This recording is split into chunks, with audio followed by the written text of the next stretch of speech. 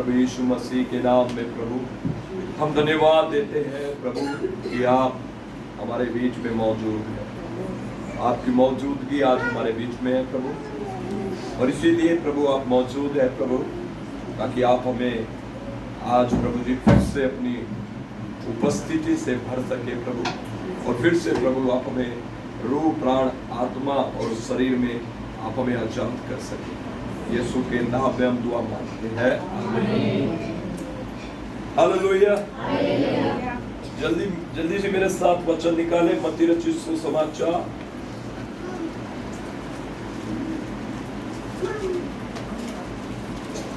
सब जानते हैं कि प्रभु यीशु मसीह जब यरूशलेम में आए तो प्रभु यीशु मसीह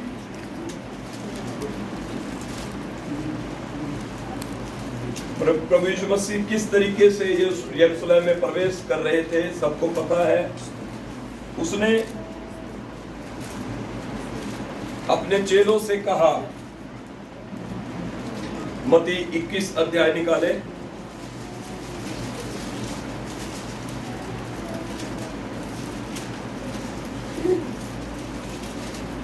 एक मिनट।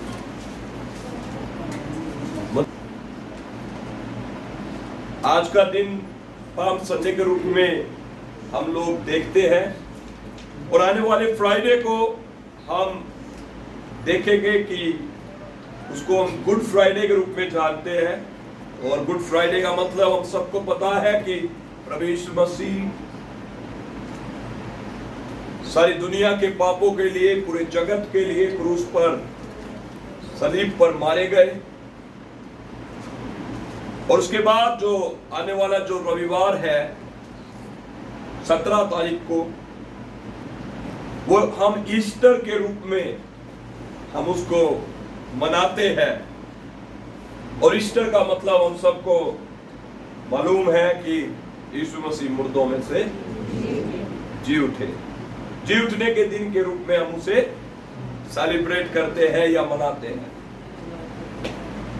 तो आज हम बात करते हैं पाम संडे के बारे में। प्रभु यीशु मसीह की बहुत सारी यात्राएं रही है, बहुत सारी यात्राएं रही, लेकिन ये सप्ताह आखिरी सप्ताह के रूप में देखा जाता है। और इस सप्ताह के अंदर प्रभु यीशु मसीह ने कुछ और जो काम जो बाकी थे प्रभु ने वो भी इस सप्ताह के अंदर पूरा किया। और तभी जाकर प्रभु यीशु मसीह ने क्रूस के ऊपर क्या क्या कहा, सब पूरा। ये सिर्फ यीशु मसीह ने क्रूस पर लटक कर नहीं कहा, लेकिन हकीकत में, वास्तविकता में प्रभु यीशु मसीह ने पूरा किया।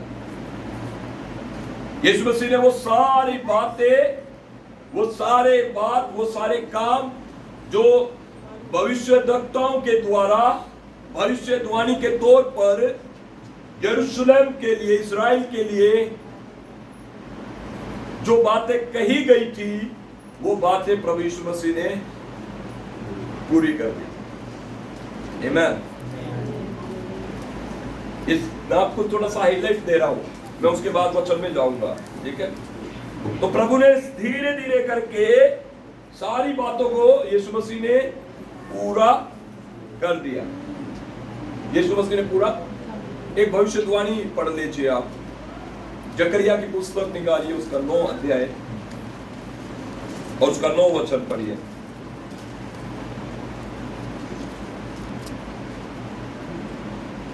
जकरिया की पुस्तक उसका 9 अध्याय और 9 वचन।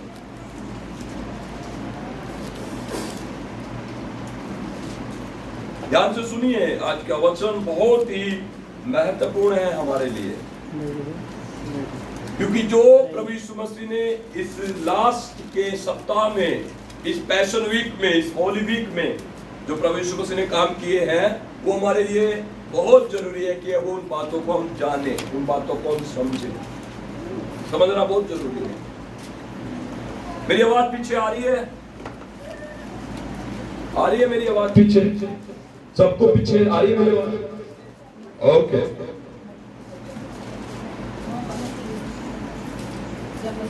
जकरिया की पुस्तक पुराने नियम की पुस्तक है, उसका 9 अध्याय 9 वचन पर।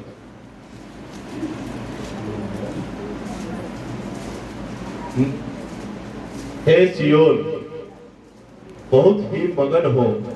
हे यरूशलेम, जय जयकार कर, क्योंकि तेरा राजा तेरे पास आएगा। वह धर्मी और उद्धार पाया हुआ है। वह दीन है और गधे पर वरन गधी के बच्चे पर चढ़ा हुआ आएगा। देखिए, जकरिया की पुस्तक ये किस समय में लिखी गई है, किस समय में बोली गई, आप समझिए उस बात को। ये पुराने नियम का एक नबी है जकरिया, और एक पुराने नियम की पुस्तक में है, और पुराने और नए नियम के बीच में 400 से 500 साल का गैप है। 400 से 500 साल पूर्व इजराइल में एक नबी ने इस तरीके से बताया और कहा, बिल्कुल उसी तरीके से जिस तरीके से प्रभु यीशु मसीह ने यरूशलेम में प्रवेश किया, और उसने भविष्यवाणी के तौर पर यह कहा कि वो ऐसे आएगा, तुम्हारा राजा ऐसे आएगा। क्या लिखा है 9 में? जकरिया 9 में कैसे लिखा है? पढ़िए वहां पर। हे सियोन, सियोन बहुत ही मगन हो। बहुत मगन हो। हे यरूशलेम, हे यरूशलेम, जय जयकार कर, जय जयकार कर, क्योंकि तेरा राजा तेरे पास आएगा। तेरा राजा तेरे पास आएगा। वह धर्मी और उद्धार पाया हुआ है। वो धर्मी है, वो उद्धार पाया हुआ, वह दीन है और गधे पर वरन गधी के बच्चे पर चढ़ा हुआ आएगा। ठीक है जी। अब हम मत्ती रचित सुसमाचार 21 अध्याय में हम देखेंगे एक भविष्यवाणी जो 400 साल पहले प्रभु के नबी ने कहा सियोन के लिए, यरूशलेम के लिए, और उसको हम किस रीति से आज उसका फुलफिलमेंट देखते हैं, कैसे वो पूरी हो रही है। देखिए मत्ती 21 पे पढ़िए। जब वे यरूशलेम के निकट पहुंचे और जैतून पहाड़ पर बैतफगे के पास आए, तो यीशु ने 2 चेलों को यह कहकर भेजा, सामने के गांव में जाओ। वहां पहुंचते ही एक गधी बंधी हुई और उसके साथ बच्चा तुम्हें मिलेगा। देखो देखो देखो, चाहे लोगों को ना मालूम हो कि यीशु मसीह का जो टाइम है वो अब निकट आ गया है, यीशु मसीह को क्रूस पर चढ़ना है सारे जगत की पापों के माफी के लिए, उनके उद्धार के लिए। लोगों को ना मालूम हो, लेकिन यीशु मसीह को सब पता था। सुन रहे मेरी बात? प्रभु को पता था, प्रभु को पता था ये मेरा आखिरी सप्ताह है, मैं आखिरी सप्ताह में यरूशलेम जा रहा हूं वापस से, और उसको पता है अब मैं यरूशलेम से वापस बाहर नहीं आऊंगा। ये सप्ताह जो है ये मेरे लिए एक बहुत ही डेंजरस कह सके या दुख से, कष्ट से भरा हुआ सप्ताह है। तो जब यीशु मसीह यरूशलेम जा रहे थे, प्रभु को सब पता था, प्रभु को सब पता था, और प्रभु ने यरूशलेम में घुसने से पहले ही अपने चेलों से कहा, सामने के गांव में जाओ, वहां तुम्हें गधी के पास उसका बच्चा पदा हुआ मिलेगा, उन्हें खोल कर मेरे पास ले आओ। उन्हें खोल कर मेरे पास ले आओ। यदि तुमसे कोई कुछ कहे, यदि कोई तुमसे उसके बारे में कोई भी सवाल जवाब करे, तो कहना, तो कह देना कि प्रभु को इनका प्रयोजन है। कह देना कि प्रभु आज इस गधे का प्रयोजन है, आज प्रभु इसे मंगा रहे हैं। सुन रहे मेरी बात को? एक ऐसी विचित्र सी घटना, एक ऐसा विचित्र सा काम जो कभी सोचने में भी नहीं होगा। उस गधे के बारे में, वो गधा तो बेचारा अपने स्वामी के खुट्टी के पास, चरनी के पास आराम से बंधा हुआ था, वो गधा तो आराम से अपने चारे को खा रहा था। उसको कभी मालूम नहीं होगा कि ऐसे ऐसे भी मेरे साथ होने जा रहा है। अब आगे क्या लिखा बाइबल में? जैसा यीशु ने कहा उसके चेलों ने जाकर वैसा ही किया। यदि तुमसे कुछ कोई कहे तो कहना प्रभु को इनका प्रयोजन है, तब वह तुरंत उन्हें भेज देगा। यह इसलिए हुआ कि जो वचन भविष्यवक्ता के द्वारा कहा गया था वह पूरा हो। सियोन की बेटी से कहो, देख तेरा राजा तेरे पास आता है, वह नम्र है और गधे पर बैठा है, वरन लादू के बच्चे पर। इस पर वही बात जकरिया में लिखी और वही बात प्रभु यीशु मसीह ने उस समय जब वो गधे के बच्चे के ऊपर बैठा था उस समय में प्रभु ने कहा। 6 वचन क्या कहता है? चेलों ने जाकर जैसा यीशु ने उनसे कहा था, जैसा प्रभु ने उन्हें समझाया था वैसा ही किया। और गधी और बच्चे को लाकर उन पर उसके कपड़े डाले और वह उन पर बैठ गए। हालेलुया। ये पाम संडे आज मेरे लिए और आपके लिए क्या कहता है? ये पाम संडे आज मुझे क्यों मनाना चाहिए? मुझे इसको क्यों याद करना चाहिए? पाम संडे में मेरे लिए क्या संदेश छिपा है? इन सारी बातों को आज हम समझेंगे। एक गधी का बच्चा जिसको कभी भी किसी ने इस्तेमाल नहीं किया, जिसके ऊपर कोई कभी बैठा नहीं, वो अपने मालिक की चरनी के पास रस्से से बंधा हुआ था। प्रभु ने उसे मंगा लिया। प्रभु ने उसे और मंगाने के बाद उस गधी के बच्चे के ऊपर इस तरीके से उसका अभिनंदन हो रहा है, इस तरीके से उसके साथ आज एक विचित्र घटना हो रही है। उसने कभी नहीं सोचा था कि ऐसा होता है। मेरे प्रियो, हम लोगों को भी ऐसे ही प्रभु चुनता है, हम लोगों को भी प्रभु ऐसे ही चुनाव करता है, इस तरीके से ही बुलाता है। हमें नहीं पता होता, हेलो, हमें नहीं पता होता कि मैं इस दिन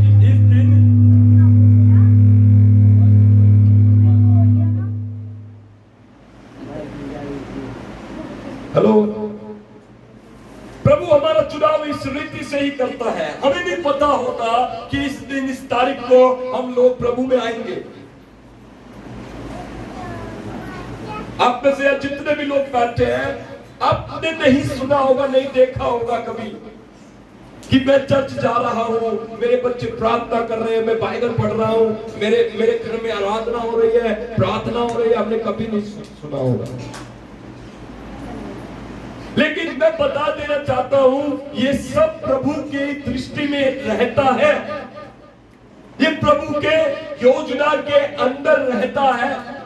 आप और मैं इस जगह पर यूं ही अचानक से आकर नहीं बैठ गए हैं। ये सब प्रभु के हाई लिस्ट के अंदर था, टॉप लिस्ट के अंदर था कि वो यीशु मसीह आज आपको बुलाना चाहता है। आपका चुनाव, आपका बुलाए जाना, आपका मसीह में आना, ये किसी मनुष्य की विचारधारा से नहीं है। ये विचारधारा, ये युक्ति तो स्वयं परमेश्वर ने बनाई थी। स्वयं परमेश्वर के द्वारा आपका चुनाव किया गया है। स्वयं परमेश्वर ने आपको उस जगह से खोलकर, उस बंधनों में से खोलकर, उस खूंटी पर से खोलकर प्रभु ने अपने पास बुला लिया है। हालेलुया। आज आप प्रभु के पास आने जरूरी है। Church, hallelujah. आज आपको यीशु मसीह के पास आने की जरूरत है। हालेलुया। आज पाम संडे आपको और मुझे प्रभु के पास बुला रहा है। सबसे पहला वचन मैं आपको बोलना चाहता हूं, प्रभु चाहता है कि आप उसके पास आ जाए। यह आपके मन से, बुद्धि से, सोच से, समझ से परे है। आपने जीवन में नहीं सोचा होगा कि आप कभी समयपुर बादनी में बैठकर यहोवा शालोम चर्च में आकर प्रभु की आराधना करेंगे। आपने कभी नहीं सोचा होगा कि आपको एक ऐसा व्यक्ति आपको प्रभु का वचन बता रहा होगा जो मेरे से उम्र में छोटा है। ये सब आपकी योजना के अंदर नहीं था, ये सब आपके दिमाग में नहीं था, ये सब आपकी सोच में नहीं था, लेकिन ये सब परमेश्वर ने तय कर रखा था। ये परमेश्वर की योजना थी कि आपको किस रीति से, किस समय में, किस टाइम में, किस परिस्थिति में प्रभु ने अपने पास बुलाना है। इसमें मेरे अंदर कोई योग्यता नहीं है। मेरे अंदर क्या खूबी है जो मैं प्रभु के पास आऊं? क्या मैं दूसरों से ज्यादा धर्मी दिखता हूं? क्या मेरे अंदर दूसरों से ज्यादा गुण है? क्या मैं गुणों से भरा हुआ हूं इसलिए प्रभु के पास आया हूं? नहीं। गधे का इस्तेमाल किस रीति से होता है आपको पता है? गधे का इस्तेमाल क्या किया जाता है? गधे के ऊपर सिर्फ बोझा ढोना पड़ता है, बोझा ढोने वाला होता है और उसमें कोई योग्यता नहीं होती, और किसी को वो लायक नहीं होता, और किसी को इस्तेमाल का नहीं होता। सिर्फ उसका काम है अपने मालिक के लिए बोझा ढोना और उसको बांध देना। उसको खाना मिले तो मिले, नहीं तो उसका मालिक उसे खोल देता है, जाकर खा ले कहीं। ऐसा ही है। प्रभु में आने से पहले हम लोग बेचारे और अनाथ थे। यस, हम लोग बेचारे थे और अनाथ थे। प्रभु का चुनाव होने से पहले, प्रभु में आने से पहले, प्रभु के मुक्ति प्राप्त करने से पहले हम लोग बेचारे और अनाथ के समान जीवन व्यतीत करते रहे। हमने अपनी जिंदगी को मैं ये सोचता हूं कि हम लोग एक ऐसी भेड़ थे जिसका कोई चरवाहा नहीं था। मेरी बात समझ रहे हैं? इसीलिए तो शैतान जो चाहता था वही आपके जीवन में वो करता। अब प्रभु ने आपको बुला लिया है, अब प्रभु ने आपको चुन लिया है। अब आपको उस खूंटे से बदलने की जरूरत नहीं है। आज वो खूंटा टूट चुका है, आज वो रस्सी टूट चुकी है, आज वो बंधन टूट चुका है, आज वो शराब टूट चुका है, आप आजाद हो चुके हैं। आमीन ऊंचा कहें चर्च। बाइबल बताती है 21 का 6 वचन, जैसा चेलों से कहा उन्होंने जाकर जैसा यीशु ने उनसे कहा था, चेलों ने जाकर वैसा ही किया। उसको ले आए बेचारे को। किसको ले आए? गधी के बच्चे को ले आए। अब गधी का बच्चा देखिए कितना खूबसूरत दिखता है, पता है? वहां पर लिखा है जब वो उसके पास उसे ले आए, पढ़िए वचन क्या कहता है? और गधी और बच्चे लाकर उन पर कपड़े डाले। क्या कर दिया उसमें? कपड़े डाले। हालेलुया, कपड़े डाले। ये वो कपड़े हैं जो प्रभु ने हमें पहनाए हैं। ये वो वस्त्र है जो हर एक मनुष्य की आवश्यकता है, जो हर मनुष्य को चाहिए कि ये उन वस्त्रों को वो पहने। क्योंकि जब तक ये वस्त्र पहने नहीं जाएंगे तब तक आपका उसके राज्य में, स्वर्ग राज्य में प्रवेश निषेध है। आप उसके राज्य में प्रवेश नहीं कर पाओगे।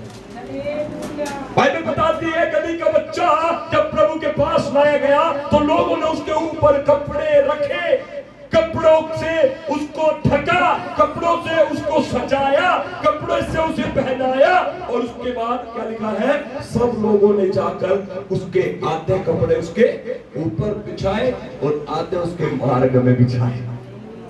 हालेलुया, आधे उसके मार्ग में बिछाए और उसके पैरों में, रास्ते में खजूर की डालियां बिछा दी।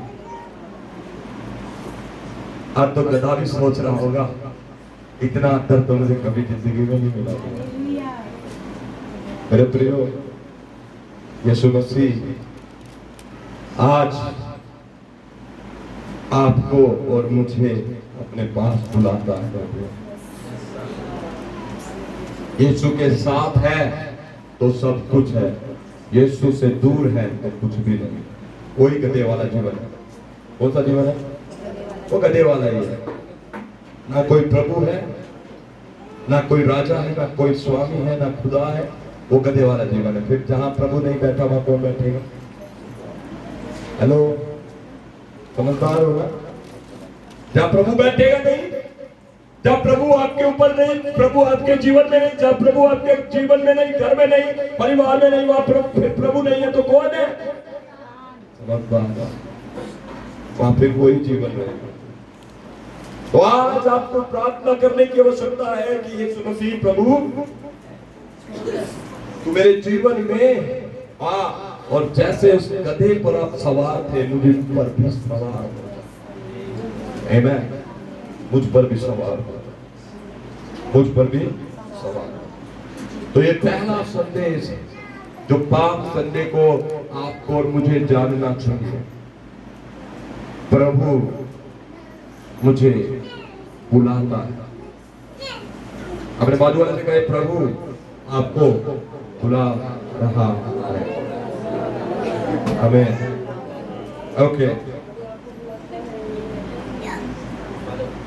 देखिए प्रभु जब यरूशलेम में आया तो आपको मैं बता दूं,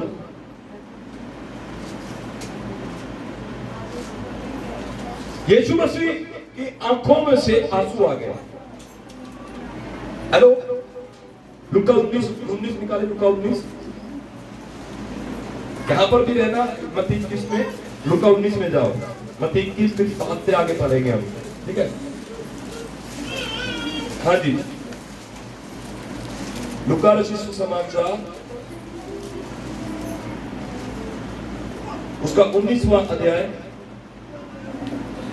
और उसका 41 वचन पढ़िए।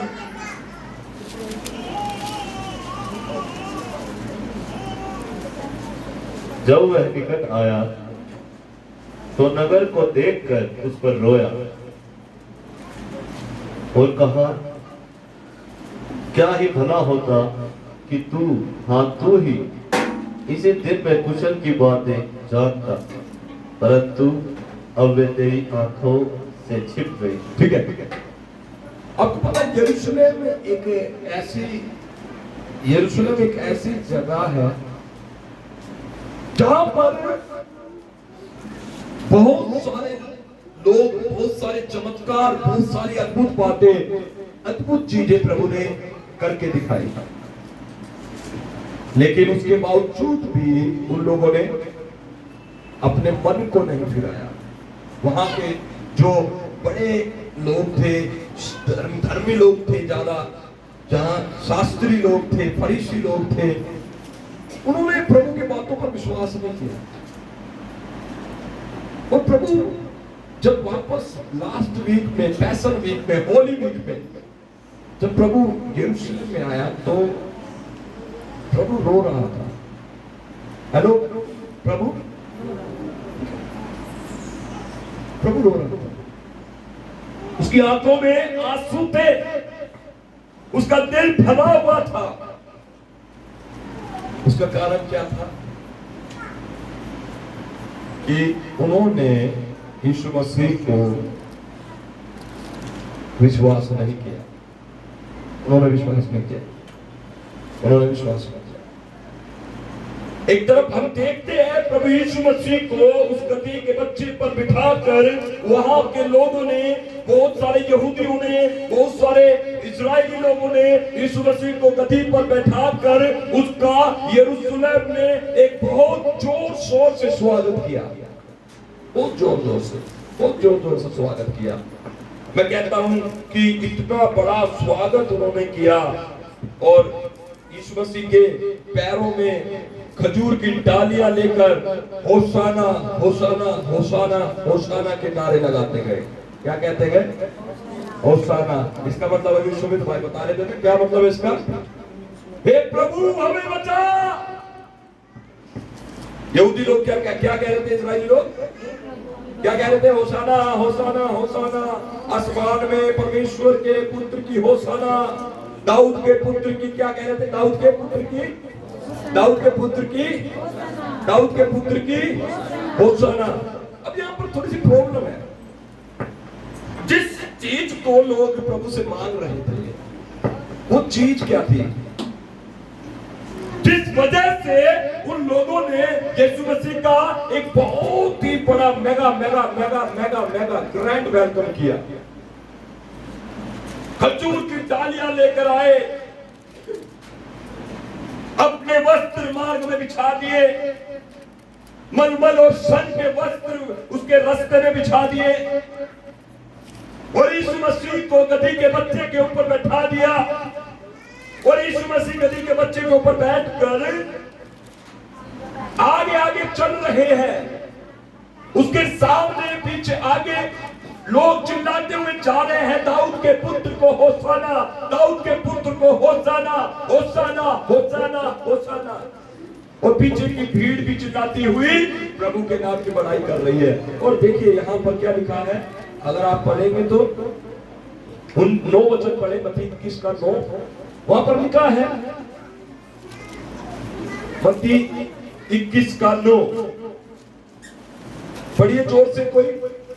जो भीड़ आगे आगे जाती, जो भीड़ उस गद्दी पर बच्चे पर प्रभु जब बैठ गए, जो भीड़ आगे आगे जा रही थी, पीछे पीछे चली आती थी। हाँ, गद्दी के पीछे आगे भी भीड़ है, पीछे भी भीड़ है। Hallelujah, hallelujah.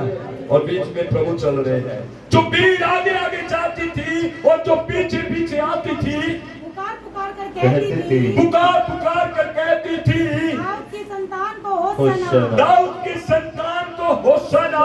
धन्य है जो प्रभु के नाम से आता है, धन्य है वो जो प्रभु के नाम से आता है। आकाश में होशाना, आकाश में होशाना। और इतना बड़ा स्वागत वो कर रहे हैं। और आगे क्या लिखा है, जब उसने यरूशलेम में प्रवेश किया, जब वो यरूशलेम में आ गया तो सारे नगर में हलचल मच गई। जोर बोले, हलचल मच गई सारे नगर में।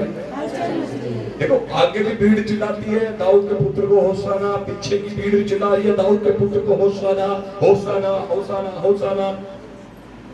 दाऊद कौन था बता आपको? इजराइल का राजा, संयुक्त राष्ट्र इजराइल का राजा।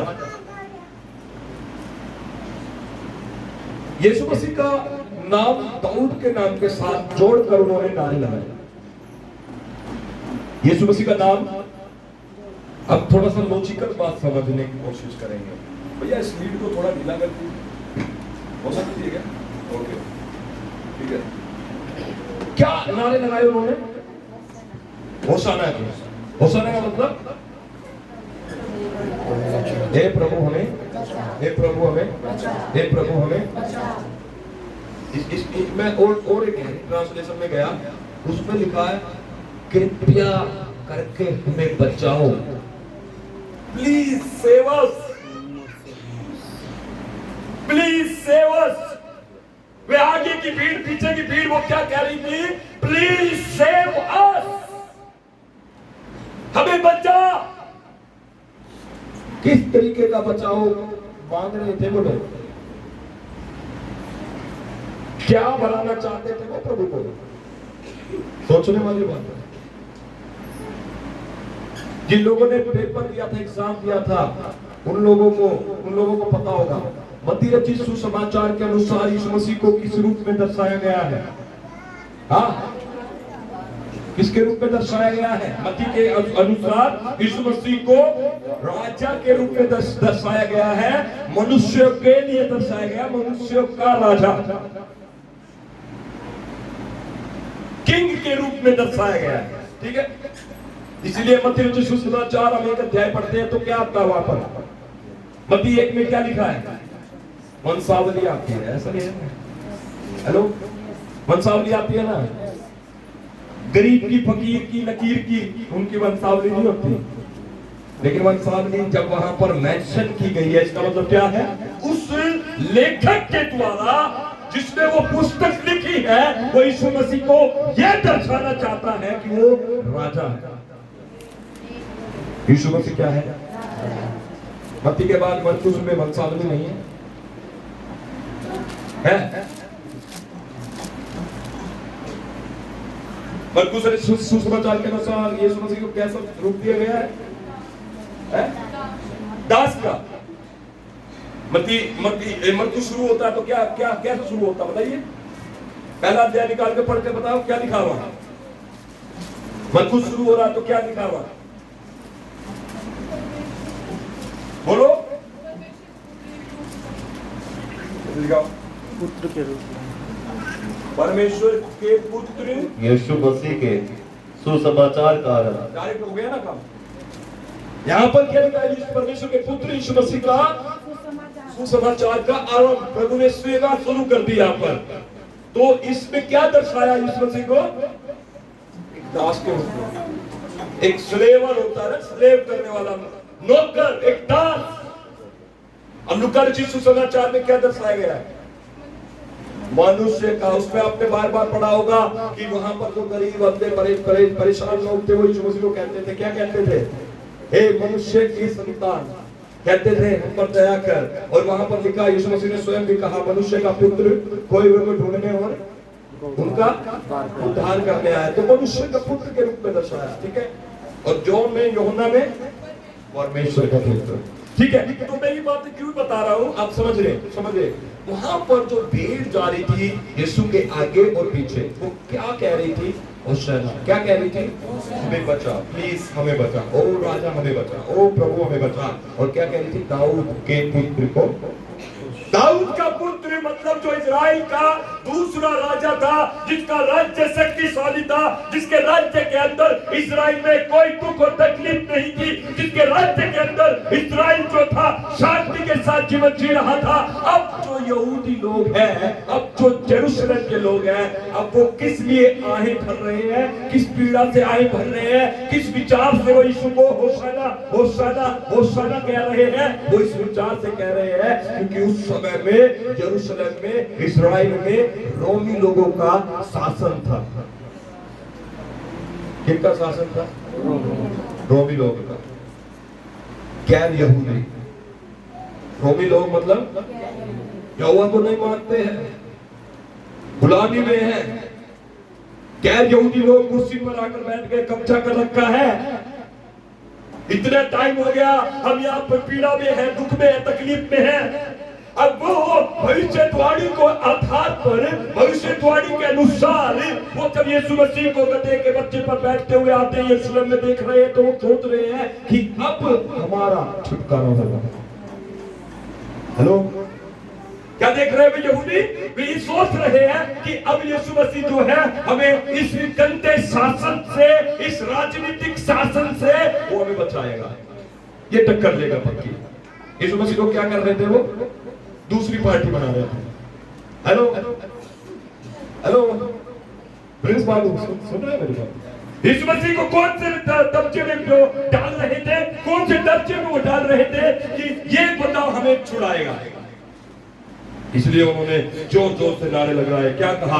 दाऊद के पुत्र को, दाऊद के पुत्र को, दाऊद के पुत्र को, दाऊद के पुत्र को। इसलिए यीशु मसीह रोया। अब आई समझ में? आई समझ में? अब आई समझ में? जिस तरीके से उन लोगों को यीशु मसीह को स्वीकार करना चाहिए था, वो उस तरीके से यीशु मसीह को स्वीकार नहीं कर रहे। लेकिन वो किस तरीके से स्वीकार करना चाहते हैं? ये राजनीतिक दल, रोमी शासन हमारे बीच में से हटा और कुर्सी पर हमारा बंदा बैठे। किसको बिठाना चाह रहे थे? किसको बिठाना चाह रहे थे? वो इस्राएल कुर्सी, राजनीतिक कुर्सी पर, प्रधानमंत्री की कुर्सी पर किसको बिठाना चाह रहे थे? समझ आ रहा है तो बोलो ना, आप बोलो, डरो मत। किसको बिठाना चाह रहे थे? यीशु मसीह को। अरे यहाँ बैठते हैं 12 चेले, यीशु यीशु। हम पहले चले थे, पीछे भीड़ बाद में इकट्ठी हुई है। कैबिनेट है हम, कौन है हम? कैबिनेट समझते हो ना? सरकार में चलते हैं तो चुनिंदा लोग होते हैं, मंत्री का पद संभालते हैं। तो चेलों के मन में भी ये आ गया, भैया यीशु बंदा ही, यीशु सीएम, हम कैबिनेट और ये पीछे भीड़। होगी ना गड़बड़ी? हो रही थी ना? गड़बड़ी हो रही थी या नहीं हो रही थी? यीशु को उन्होंने इस दुनिया में राजा घोषित कर दिया। दुनियावी राज और शासन चलाने के लिए यीशु मसीह को उन्होंने वहां पर इतना बड़ा वेलकम पता क्यों करा? इसीलिए करा कि टक्कर ले अब रोमी लोगों से, मार इनको, क्योंकि वो जानते हैं भैया यीशु मसीह क्या है? पावरफुल है। क्या है? पावरफुल है। अंधे की आंख खोलता, अंधे को छूता अंधा ठीक, लंगड़े को छूता लंगड़ा ठीक। और अभी तो क्या करा? पीछे अगर आप इससे थोड़ा सा ऊपर जाएंगे, अभी क्या करा? 4 दिन का मुर्दा जिंदा करा। कितना? यीशु मसीह की विचारधारा क्या हो रही है वहां पर? इससे पावरफुल हमें नहीं मिलेगा। चलो इसी को बुलाओ, पकड़ो, गद्दी के बच्चे पर बैठाओ और स्वागत करो, राजा घोषित करो, आज से इस्राएल का राजा यीशु। ऐसा बोल रहे थे। आया ना। लेकिन इतना सब कुछ आने के बाद यीशु मसीह रोए क्यों? अभी क्या पढ़ा हमने? लुका 19:41 में क्या पढ़ा अभी हमने? पलट कर जाओ, हाथ रखो यहां पर, पलट कर जाओ, मत्ती में हाथ लगा कर रखो, पलट कर जाओ। लुका 19:41 में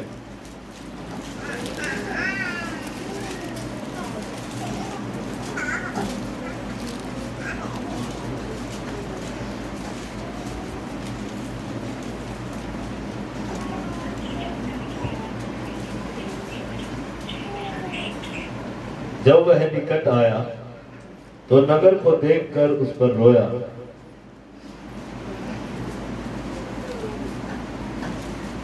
हाजी, जब इतनी बड़ी पदवी मिल रही है प्रभु को, तो किस बात की चिंता है?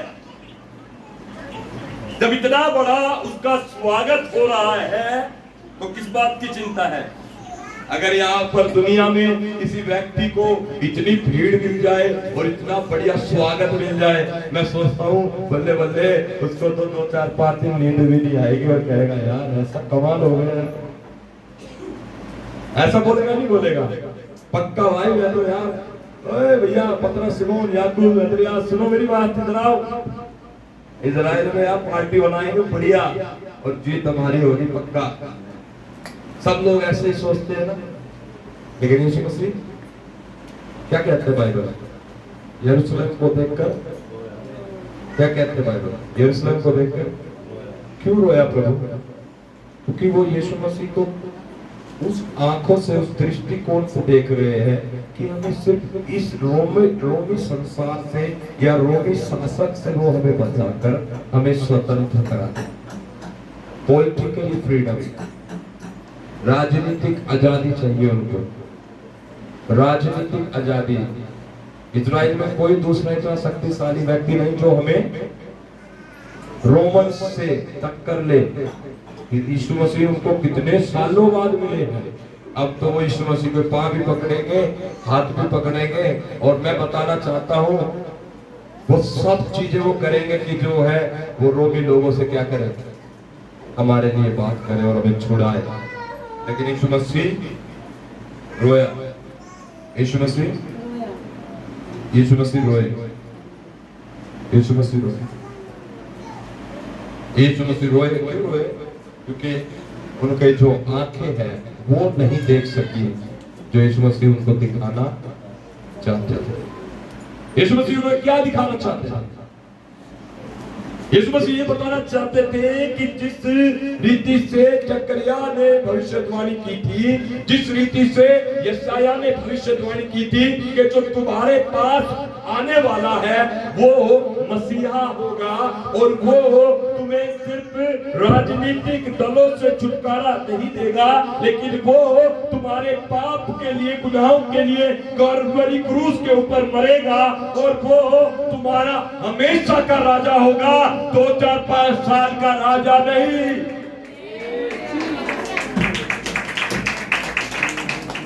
यीशु मसीह बहुत चाहते थे कि वो लोग विश्वास करें उस भविष्यवाणी के ऊपर कि तुम्हारा जो मसीहा है वो गधे के बच्चे के ऊपर बैठकर, लादू के बच्चे पर बैठकर वो तुम्हारे पास आ रहा है। वो ये कहना चाहते थे, सिय्योन ने मेरी बेटी तो आनंदित और मगन हो जा।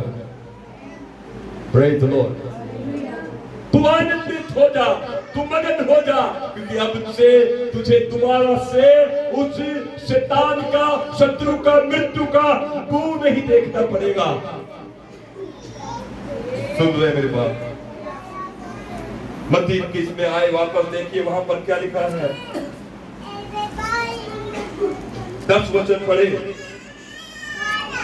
जब उसने यरूशलेम में प्रवेश किया तो सारे नगर में हलचल मच गई और लोग कहने लगे, यह कौन है? लोग कहने लगे, कौन है? लोगों ने कहा, यह गलीली के नासरत का भविष्यवक्ता यीशु है। ये गलील के नासरत का भविष्यवक्ता यीशु है। मेरे साथ यूहन्ना रचित सुसमाचार उसका 12 अध्याय निकालो।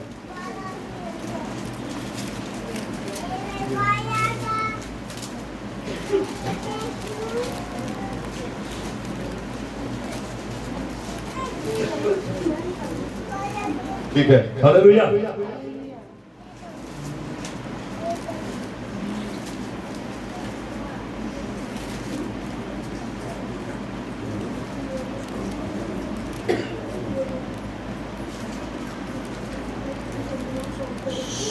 बारह का 16 वचन पढ़ेंगे। यूहन्ना 12 उसका 16।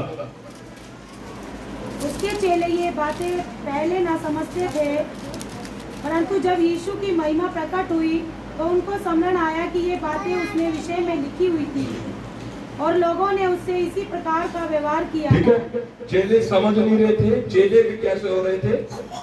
जैसे यहूदी लोग यीशु मसीह को देख रहे थे, जैसा वो समझ रहे थे वैसे वो समझ रहे थे, लेकिन जब प्रकट हुई तो उनके समझ आया कि ये तो यीशु मसीह के बारे में भविष्यवाणी पूरी हो रही है और लोगों ने उससे इसी प्रकार का व्यवहार किया जैसा कि भविष्यवाणी की पुस्तकों में लिखा है। 17 वचन। जब भीड़ के उन लोगों ने गवाही दी जो उस समय उसके साथ थे, जब उसने लाजर को कब्र में से बुलाकर मरे हुओं में से जिलाया था, इसी कारण लोग उससे भेंट करने को आए थे। सुनो, अब यहाँ पर जब यीशु मसीह का एक मेगा स्वागत हुआ, ठीक है, लोगों यरूशलेम में बड़ी हलचल मच गई। जोर से बोले, हलचल मच गई। ठीक है, तो वहां पर अब एक ऐसी विचित्र घटना हुई कि पूरे इस्राएल के लोग, पूरे यहूदी समाज के बड़े से बड़े लोग अब यीशु मसीह से मिलना चाहते हैं, यीशु मसीह से भेंट करना चाहते हैं। और 18 वचन क्या कहता है?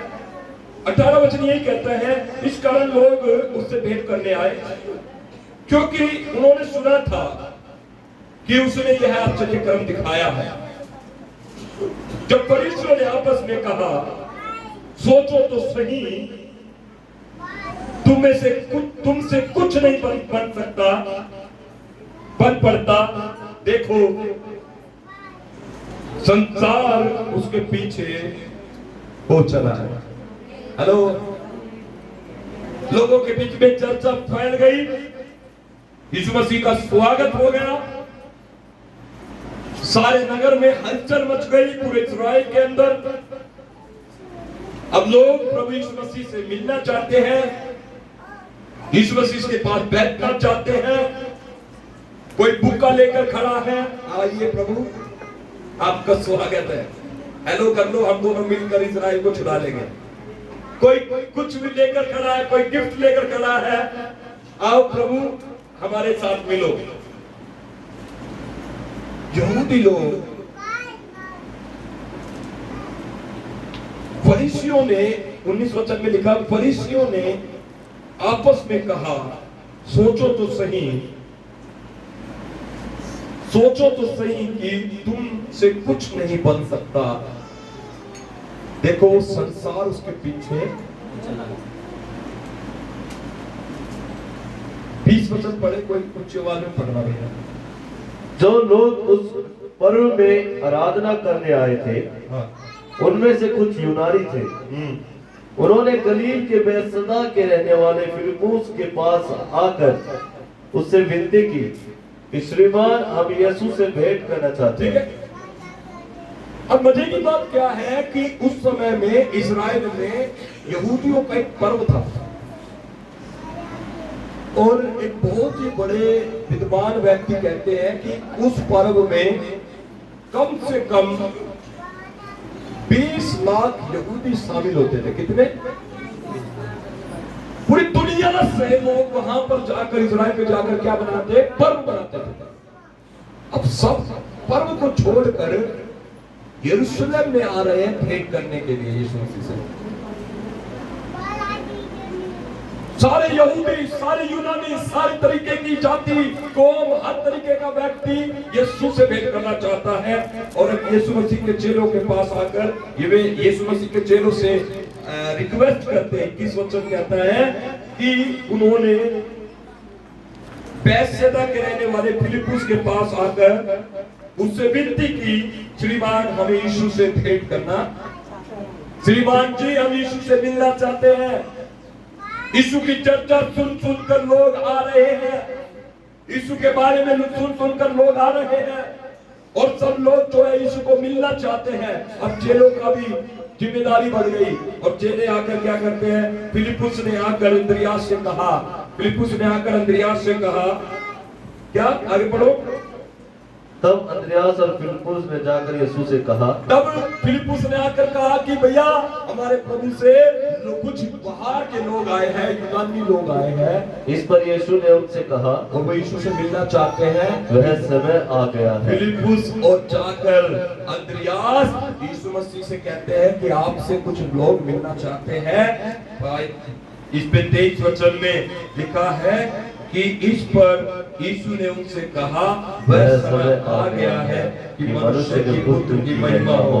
मैं तुमसे सच सच कहता हूँ कि जब तक गेहूं का दाना भूमि में पड़कर मर नहीं जाता वह अकेला रहता है, परंतु जब मर जाता है तो वह बहुत फल लाता है।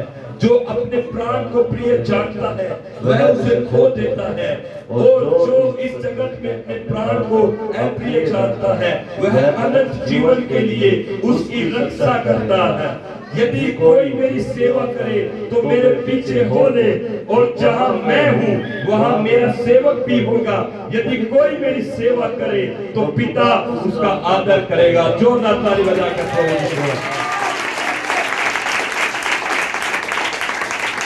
प्रभु ने साफ बोल दिया, मेरा राज्य इस दुनिया का नहीं। भीड़ यीशु को मिलना चाहती, लेकिन यीशु मसीह ने कह दिया कि जब तक गेहूं का दाना जमीन में गिरकर मर नहीं जाता तब तक वो अकेला रहता है। लेकिन जब वो जमीन में गिरकर मरता है, वो जब उसका जीवन समाप्त होता है और वो सब लोगों के लिए छुटकारा अनंत जीवन का रास्ता बन जाता है। तो प्रभु ने इस बात को इसलिए कहा मेरे प्रियो, ताकि लोगों के बीच में थैलियां दूर हो जाए, ताकि लोग समझे कि यीशु मसीह का राज्य इस दुनिया का राज्य नहीं है, वो इस दुनिया का राज्य नहीं है। यीशु मसीह का राज्य स्वर्ग राज्य। हेलो, यीशु मसीह का राज्य स्वर्ग का राज्य है। और उसने तुरंत ये बता दिया, भैया मैं मरने के लिए आया हूं। हेलो, यीशु मसीह ने क्या कहा? मैं क्या करने आया हूं? लोग आ रहे भेंट लेकर, बुके लेकर उसका अभिनंदन करने, उसको स्वागत करने, उसको फूल माला पहनाने। यहूदी भी आते हैं, यूनानी भी आते हैं, हर किस्म का व्यक्ति, हर किस्म का जाति वाला, हर किस्म का व्यक्ति यीशु के पास आता है, कहता है हम आपको अपना राजा मानते हैं। यीशु ने कहा मैं राजा नहीं, मैं मरने आया। मैं क्या करने आया? यीशु मसीह क्या करता है? कभी आप सोचते हैं यीशु मसीह ने कुंवारी से पैदा हुए? कभी आपने सोचा यीशु मसीह कुंवारी से पैदा हुए, 12 साल की उम्र में मंदिर में गए, शास्त्रियों से वचन पर तर्क कर रहे थे प्रभु। 30 साल की उम्र में घर छोड़ दिया और दुनिया में निकल गए प्रचार करने के लिए। सुसमाचार का प्रचार किया, मन फिराव का, पापों की तौबा का प्रचार किया और 3.5 साल सेवा में रहे और 33.5 साल की उम्र में यीशु मसीह क्रूस पर मर गए। क्या लगता है आपको? कई बार मैं लोगों को मैं बता नहीं पाता हूं, मैं एक्सप्रेस नहीं कर पाता हूं अपने अंदर की बात, मैं बता नहीं पाता हूं कि प्रभु, मैं कई बार पूछता हूं, कभी कभी लोग, मैं सोचता हूं इस बारे में कि प्रभु क्या करने आए थे इस पृथ्वी पर भैया? क्या घूमने फिरने आए थे क्या? प्रभु क्या करने आए थे जमीन पर? प्रभु क्या करने आए थे जमीन पर? यीशु मसीह क्या करने आए थे जमीन पर? मेरा सवाल होता है कई बार जब मैं देखता हूँ तो एक ही बात मुझे समझ आती है, ये कोई ड्रामा नहीं चल रहा आपके सामने मैं खड़ा, टेलीविजन शो नहीं है, ये कोई इंटरटेनमेंट की बात नहीं है मेरे प्रियो, ये कोई एक पिक्चर नहीं चल रही है, नहीं, ये सच्ची और पक्की गवाही है यीशु मसीह के बारे में। प्रभु यीशु मसीह दुनिया में मरने आए थे,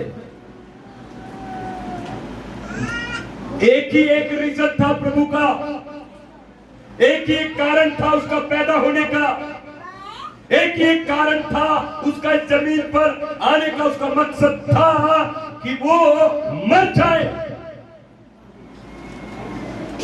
वो सारी दुनिया के पापों के लिए, सारी दुनिया के पापों के लिए, पूरे जगत के पापों के लिए यीशु मसीह को मरना था। क्यों?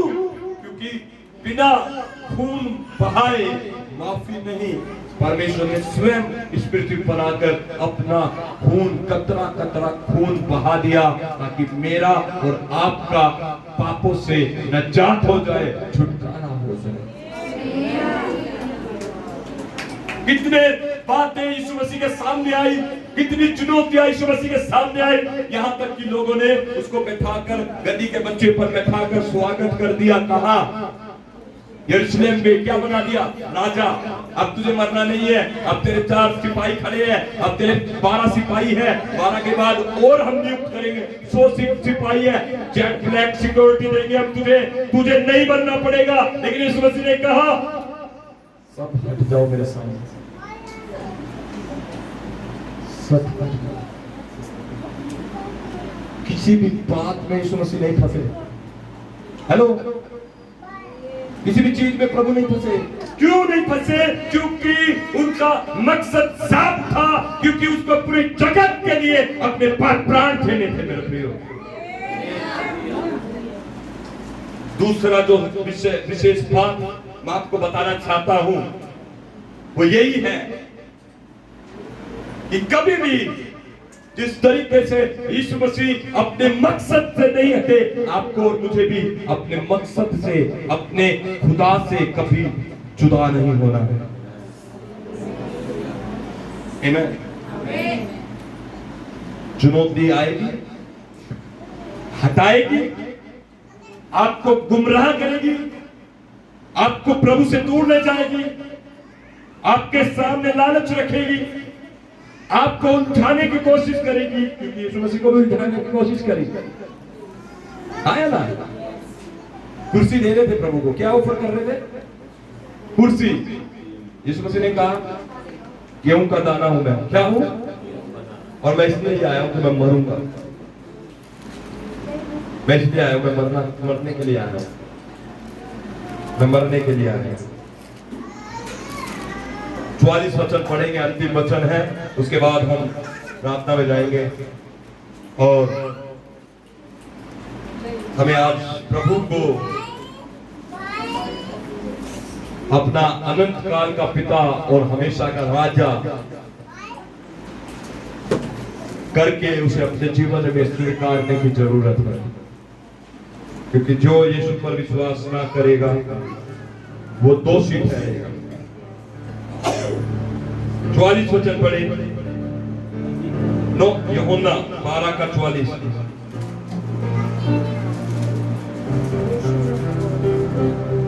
यीशु ने पुकार कर कहा, जो मुझ पर विश्वास करता है वह मुझ पर नहीं वरन मेरे भेजने वाले पर विश्वास प्रभु ने कहा ये कुर्सी की बातें छोड़ दो, ये पार्टी की बातें छोड़ दो।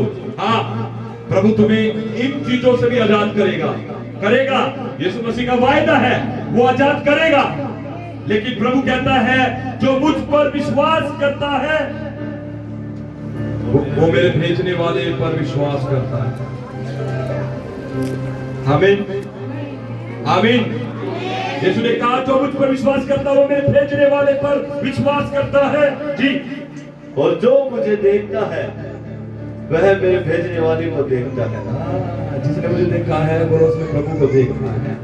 मैं जगत में ज्योति होकर आया हूँ, मैं जगत में ज्योति होकर आया हूँ, ताकि जो कोई मुझ पर विश्वास करे वह अंधकार में ना रहे। वो अंधकार में नहीं चलेगा। यदि कोई मेरी बातें सुनकर ना माने यदि कोई मेरी बातें सुनकर न माने तो मैं उसे दोषी नहीं ठहराता। हाँ, क्योंकि मैं जगत को दोषी ठहराने के लिए नहीं। जो कोई मेरी बात सुनकर विश्वास ना करे, सुनो, कहता प्रभु क्या कहता है, मैं उसे दोषी नहीं ठहराता, क्योंकि मैं दोषी ठहराने नहीं आऊंगा। दोषी कहाँ पर हम ठहरेंगे? परंतु कहाँ पर हम जो दोषी ठहरेंगे? यहाँ तो प्रभु नहीं ठहराएगा, लेकिन कहाँ? न्याय में, स्वर्ग में परमेश्वर के सिंहासन के सामने। आज हम यीशु मसीह का इनकार करें कोई बात नहीं, यीशु मसीह आपको दोषी नहीं ठहराता, लेकिन स्वर्ग में जब हम न्याय के आसन के सामने खड़े होंगे वहां पर हम दोषी ठहरेंगे पक्का। यीशु नहीं, जीवन नहीं। जोर से बोले, अपने बाजू वाले से बोले यीशु नहीं तो जीवन नहीं। बोले सो मत, जोर से बोले सो मत। अपने बाजू वाले से बोले सो मत, अपने बाजू वाले से बोले सो मत। यीशु मसीह आने वाले हैं। हाँ, जो सोएगा वो खोएगा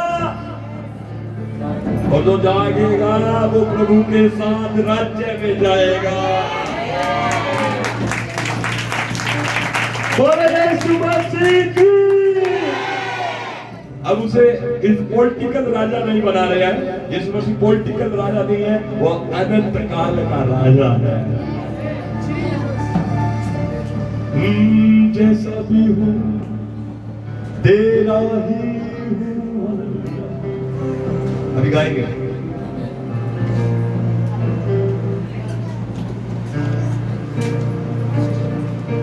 अब 48 वचन पढ़े।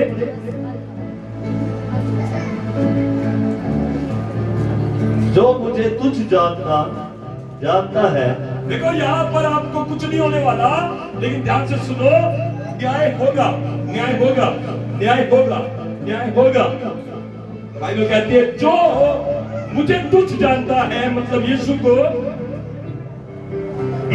और मेरी बातें ग्रहण नहीं करता, और मेरी बातों को ग्रहण नहीं करता, उसको दोषी ठहराने वाला तो एक ही है। कौन है? अर्थात जो वचन मैंने कहा है वही पिछले दिन में उसे दोषी ठहराएगा, क्योंकि मैंने अपनी ओर से बातें नहीं की, परंतु पिता जिसने मुझे भेजा है उसी ने मुझे आज्ञा दी है कि क्या क्या कहूँ और क्या क्या बोलूं, और मैं जानता हूँ कि उसकी आज्ञा अनंत जीवन है। इसलिए जो कुछ बोलता हूँ वह जैसा पिता ने मुझसे कहा वैसा ही बोलता हूँ। खड़े हो जाए, बड़ी जगह पर खड़े हो जाए।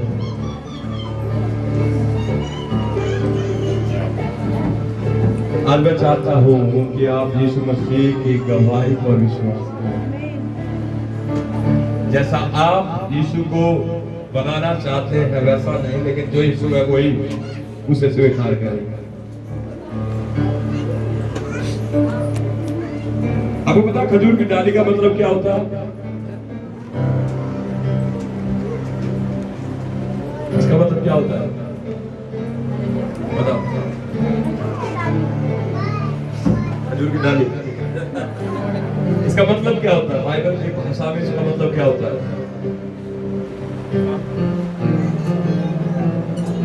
पता, यहूदी लोग तो इसलिए खजूर की डाली लेकर आए थे, क्योंकि यीशु मसीह को वो क्या कराना चाह रहे थे? Sign of victory. ताली बजाए नया वो कौन सी विक्ट्री दिखा रहे थे? कह रहे हम इलेक्शन जीतेंगे। खजूर की डाली। आप में से बहुत सारे लोग आने वाले समय में पॉलिटिक्स में जाएंगे। पॉलिटिक्स में जब आप जाओगे, आपकी पार्टी होगी, तो आपकी पार्टी का चिन्ह ये होना चाहिए। हम ही नहीं बोल रहे, ये सोच रही है पास्टर जी क्या बोल रहे हैं, मैं पार्टी में जाऊंगा, मेरी तो इतनी औकात नहीं है, इतना दिमाग नहीं है। यीशु मसीह गधे पर बैठा, गधे ने कभी सोचा था मखमल के कपड़े पर चलूंगा। इसीलिए आज मैं प्रोफेसी करता हूँ, आप भी बड़े पदों पर जाएंगे। आज इस खजूर इतवार को मैं भविष्यवाणी करता हूँ जो आपके दिल में दिमाग में कभी नहीं आया, प्रभु वो बरकत आपको देने जा रहा है यीशु के नाम में। आमीन ऊंचा कहे जय से। खजूर की डाली का मतलब है कि मैं जीत से पहले जीत की घोषणा करता हूँ। आपके पास है खजूर की डाली? दिखाओ दिखाओ अपनी खजूर की डाली ऊंचा उठाओ। दो ही है यहाँ पर। अरे महेंद्र और रूबी जीत गए भैया, इनके लिए ताली बजाओ। बच्चा भी वाह, संजना वाह, ये परिवार फर्स्ट आ गया। वो एक और है,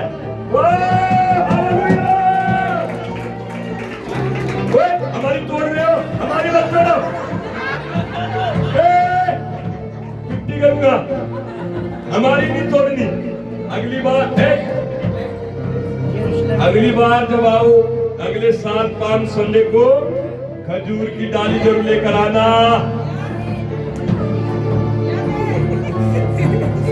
बांटो बांटो, तोड़ तोड़ के सबको दो। ये भविष्यवाणी के वो मत तोड़ कटे। अरे गधे का मतलब अभी दे रहा हूं उनको, वो मत तोड़ो।